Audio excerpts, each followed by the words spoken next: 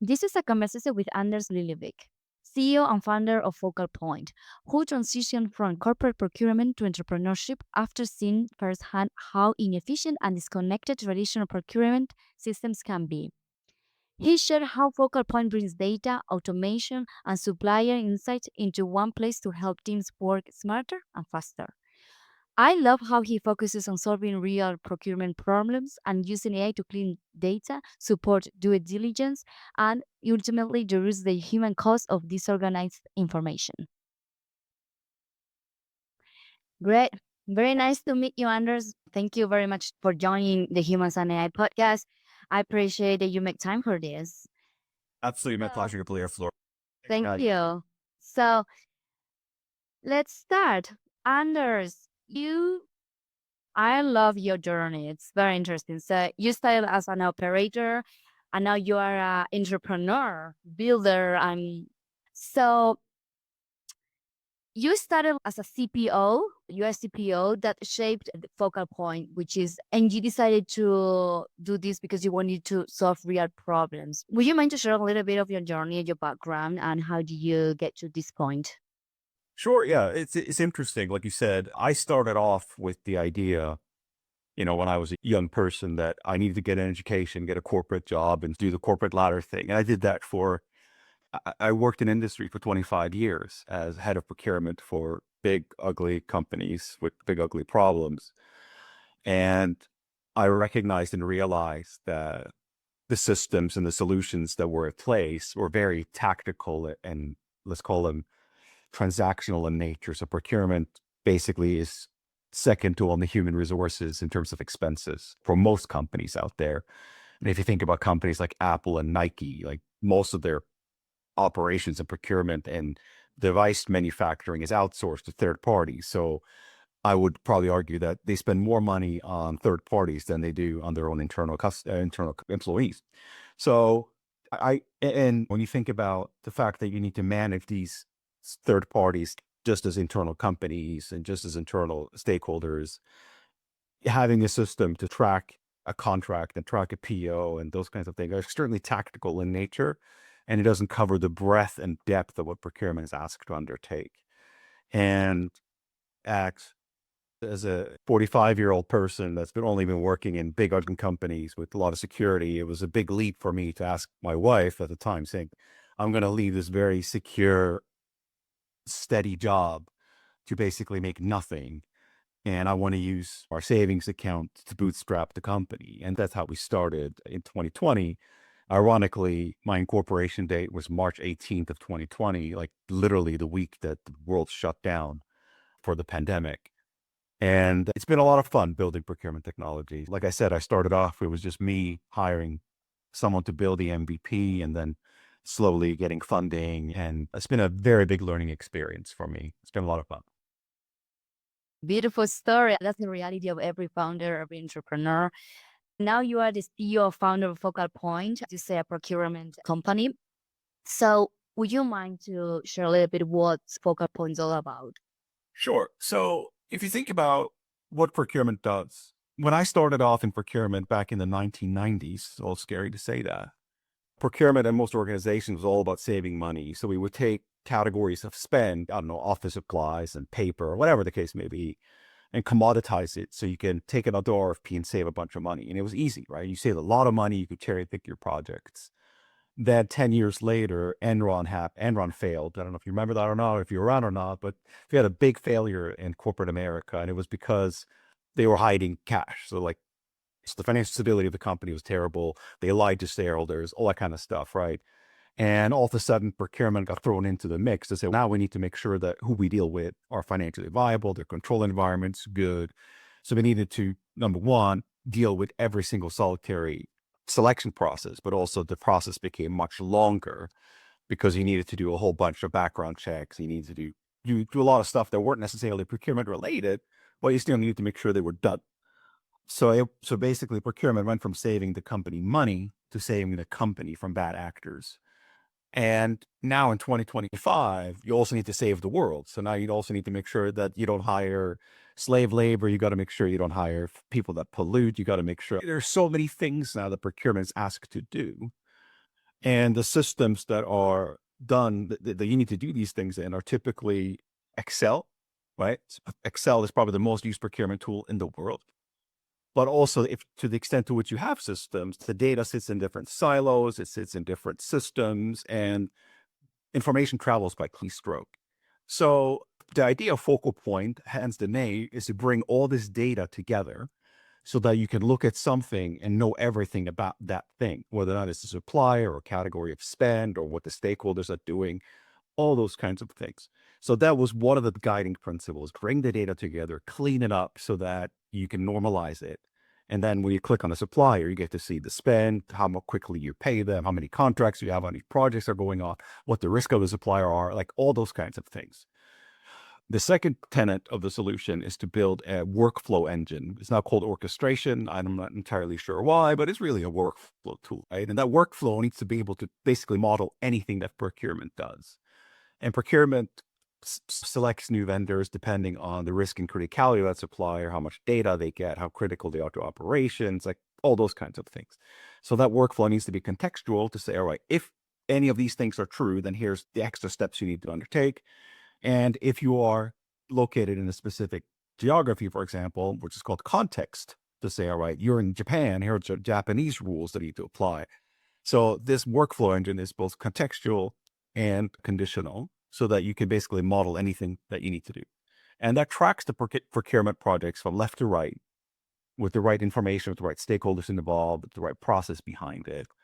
And obviously, we are compelled to sell to large companies, enterprises that have that kind of level of complexity. And what essentially we do with that underlying tech is we sell it into a few modules. Number one is that whole idea of saying, I need help from procurement. How do I get to the best place to execute that work? So that's one module that we sell. Then we have the procurement activity tracker, where we talk about all the things that procurement does: to manage suppliers, do RFPs, contract renegotiations, renewals, all those kinds of things. Then we have a supplier management platform where we talked about that one view of the supplier. You can also track the risk. You can track the SOC 2s. You can track the insurance certificates, all those kinds of things, and also sit down with your critical suppliers on a quarterly, a monthly basis and innovate together. And the last product that we have, and the big product, is about category management. So enterprises spends billions of dollars on big categories of spend. And it's probably a good idea to manage. If you spend $1 billion on anything, you probably should manage that somewhere else than Excel, right? So the idea is you sit down and say, what's going on in this category? Who are the big suppliers? What are the risks? What are the desires of the business? So you prioritize the priorities of that category and you set up the plan to execute. So those are the things that procurement does. And we align ourselves to the procurement processes, not necessarily in the tactical to say, we need to send out an RFP. Yeah, we have a tool for that, but that's not really our bread and butter, right? Or storing a contract. Yeah, we have a tool for that, but that's not really our bread and butter either. It's about pulling things together with the right data, with the right workflow, with the right stakeholders at the right time. That's great. So yeah, I kind of read a little bit about what you guys were doing, but there's so many things that I rather you just tell it to me because I was like, I don't know what to ask. So And nerdy, right? Like it's really nerdy. Like having been doing this for a number of years, like in order to understand it fully, you have to live in the shoes of a practitioner, I think. yeah, 100%. Anders, you mentioned that one of the reasons that you build Focal Point is to solve real problems instead of chasing trends. What does mean solving real problems for you? Procurement is typically seen as, let's be honest, like no one really wants to talk to procurement, right? The vendors don't want to talk to procurement. The business users, they don't want to talk to procurement because they just want to be able to go on with their lives and say, I picked the supplier, I want to deal with the supplier, move on. And a lot of the reason why people don't want to deal with procurement is procurement has a lot of rigor in what they do, right? So they want to make sure that all these boxes are checked. And sometimes procurement uses process as a blunt instrument. So the whole idea is saying, look, you don't need to have that 2,000 question questionnaire go to a supplier that's going to sell you ice cream, right? So it's the idea of tailoring the right due diligence based on what you're actually buying. So that's solving a real problem, because if you're bogging down information security with stuff they really don't need to look at, for example, then you're solving a real problem. Or if they can deal with a much smaller questionnaire rather than the whole thing, you're solving problems for the vendors. And the other thing is to make sure that you can go from A to Z as quickly as possible, but it's with the least roadblocks as possible. So we're big into automating stuff that can be automated so that everyone in the organization can focus on strategic stuff, the stuff that actually makes their day better, that makes the company better. That's what I'm talking about, solving real problems. It's not about how can I get my stuff like that. You absolutely need to answer that question, but there are so many people that can do that already. And so it's about creating an environment, a focal point, if you will, where all the activities can be done at a quick, expedient manner, so people don't have to log into 6 different systems to get the answer to one question. Again, that's a real problem. Okay, thanks for clarifying. Do you have any real world examples of how AI works in procurement?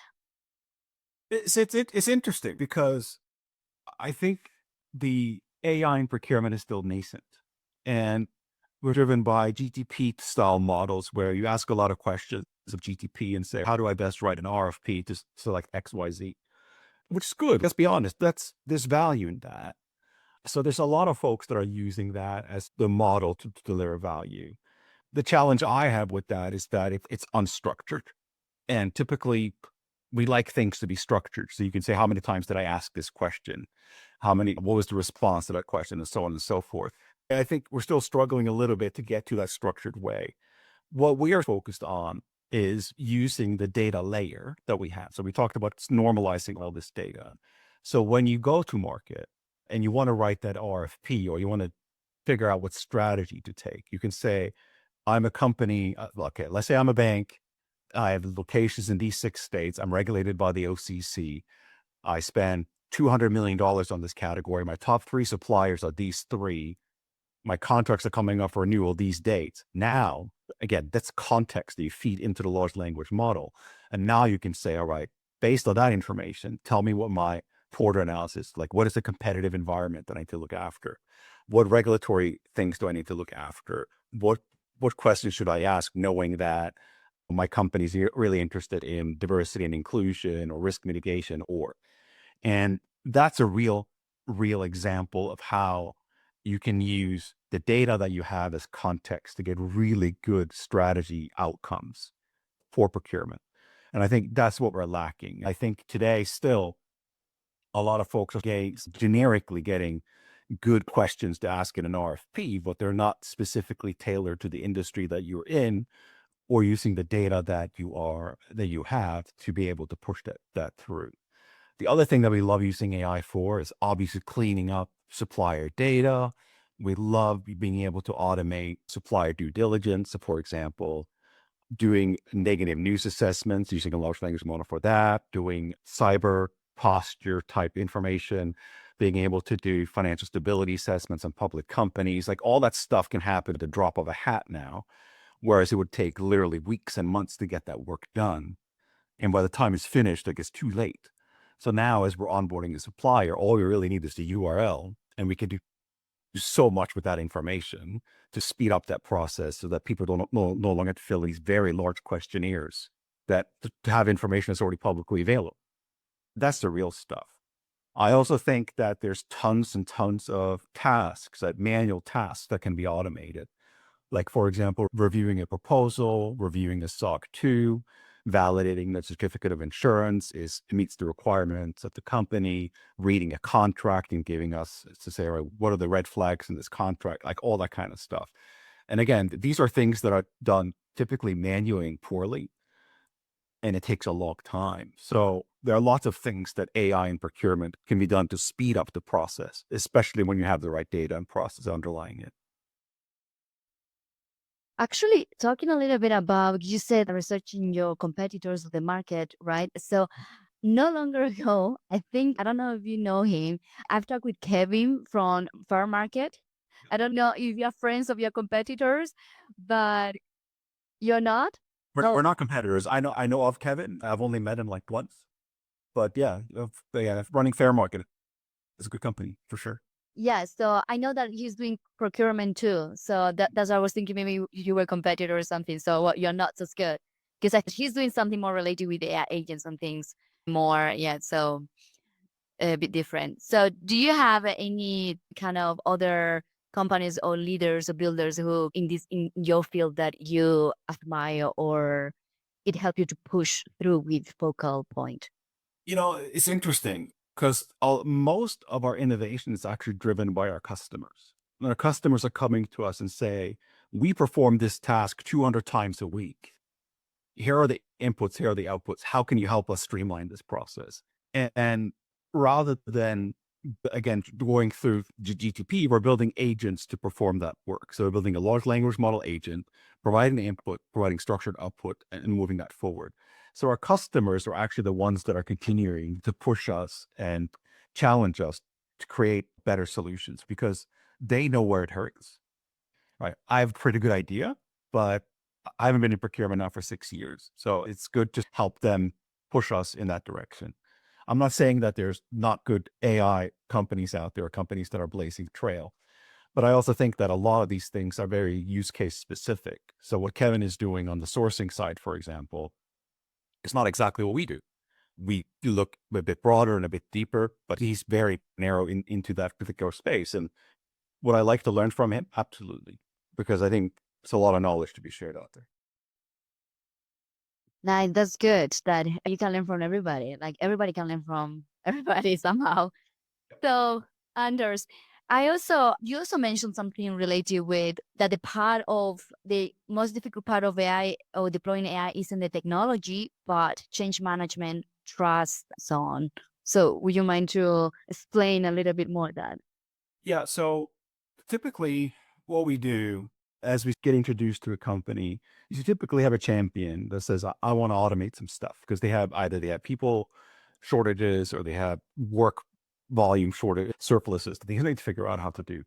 Or maybe they're doing something poorly and manually. And what we love to do is say, let's test it. Let's put a human in the loop and let's make sure that we can do this one process multiple times and write the queries and the agent successfully so that it executes the work properly. Now, if you're looking at things like invoice processing, so we can take an invoice, we can read that invoice, we can parse that invoice, and then we can say, all right, here's the supplier, here's the PO number, here are the line items, and here are the details. So we can post that invoice. Now, it's financial transactions. You've got to make sure you get that. And typically what you want to do there is you want to start small and again, keep that human in the loop and make sure that folks are comfortable processing the easy stuff, or what they perceive as easy. Like we don't much care because we think it's all pretty easy once we built it. But it's starting small and then proving the point and then expanding it horizontally across. Now, there have been instances where AI has been ineffective in solving, the problem, and that's okay too. But you have to come at it with eyes wide open to say, right, here are 200 ways we could deploy AI. We think this is probably not a good use case for it, but these other ones are. So it's about being open and honest and not saying that you have the solution for everything. And I think transparency, as usual, is probably a great motivator for everybody involved.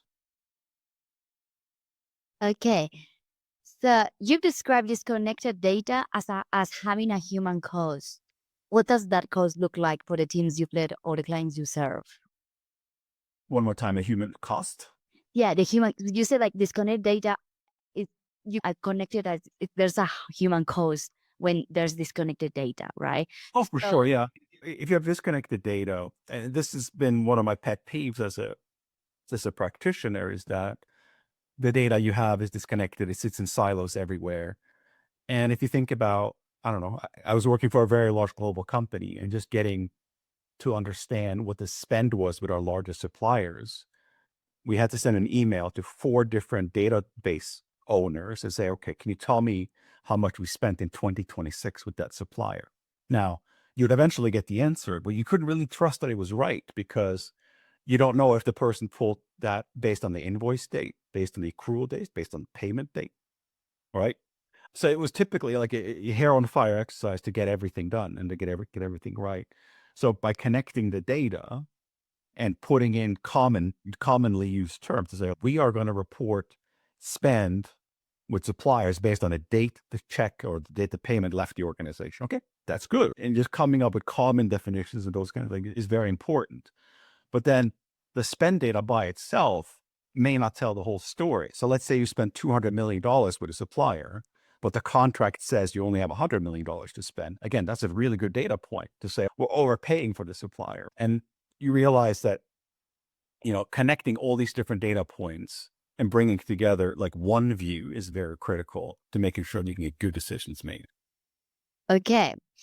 So I understood that one of your main focus with Focal Point is to give back clarity and control to people, right?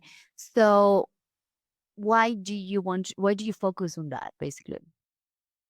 Why do I focus on that? I think ultimately what I loved to be able to do when I go to stakeholders, let's call it the chief financial officer, and they say, hey, Anders, I'm going to be meeting with the managing partner of XYZ company.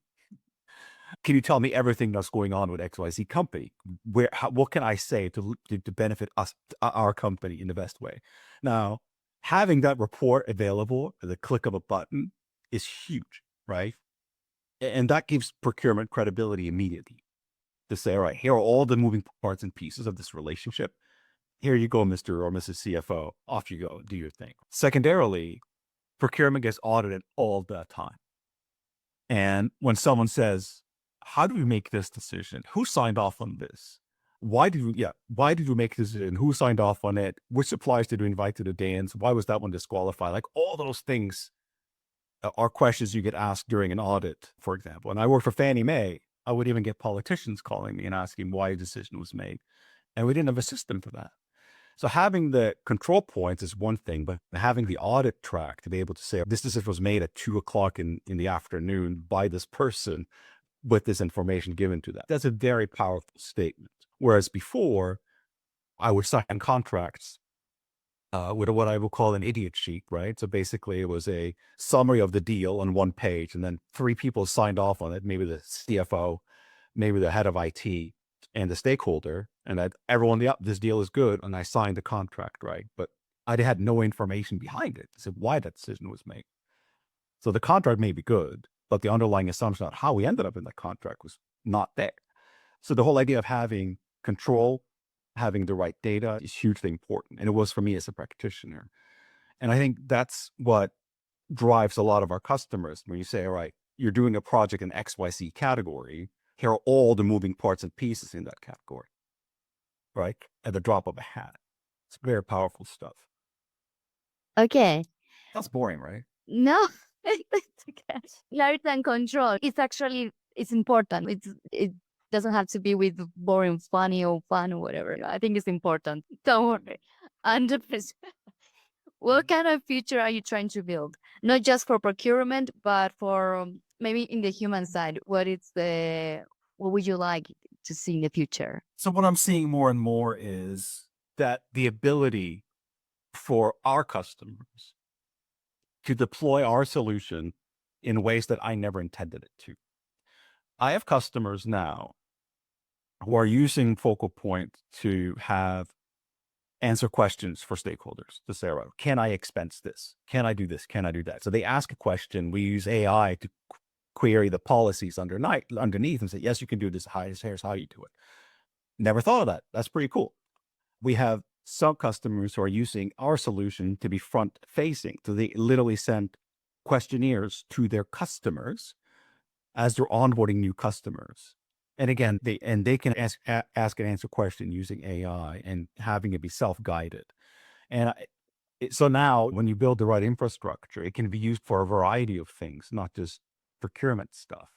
And you realize that there are so many ways you can deploy tech to work across the enterprise, not just within the silo. And I think that's very cool. And I think how we license our software is not restricted on users or restricted on geographies, those kinds of things. And yeah, they can turn around and expose it to their customers without violating any licenses and that kind of stuff. And I think having folks maximize the benefit of their investment without always having your hand out is a pretty good thing for us as well. So innovation driven by the customer is what I absolutely love to see. Nice.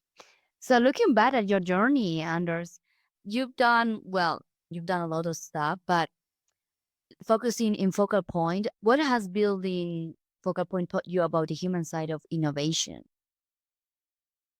That's a very good question, right? I think what we're seeing again and again is people are determined to come up with a solution, regardless of the cost or regardless of what the means they have at their disposal. And that was a heartbreaking thing for me when I realized, for example, when I had a team in the Philippines for one of my previous jobs, and they basically had these super underpowered databases, and they would parse the database in multiple chunks, and they would basically sit there for hours staring at the screen while they got the work done. And basically, I think nature finds a way, and again, that's how I think about it. But because of that, they have these Frankenstein's monsters that they create. So let's say I don't know, I'm not going to pick on any specific company. I have an ERP, right? I have an ERP and I want to challenge the ERP provider to do this thing. And typically it ends up costing a lot of money. It fails. So it's about being able to say, look, there's an easier way of doing stuff. Let's talk about it together. Let's collaborate. And I think now with the idea of things no longer takes years to implement, it no longer requires a huge team to implement. I think that's really changing the behavior, right? And with an open mind and with the ability to really gain share and collaborate, we get some really cool stuff done. And I think that's the human side. You have to be a friend to get a friend, but you have to realize that, my business stakeholders as well as the solution providers are looking to gain share and work together to solve real problems. I think that's really cool. Great. Thanks, Anders. It was a great conversation. Thank you very much for joining the Humans and AI podcast. Thank you. Thank you for having me, Flor. Thanks for listening to the Humans and AI podcast. We are here to spotlight the people making AI more human, one story at a time. See you in the next episode.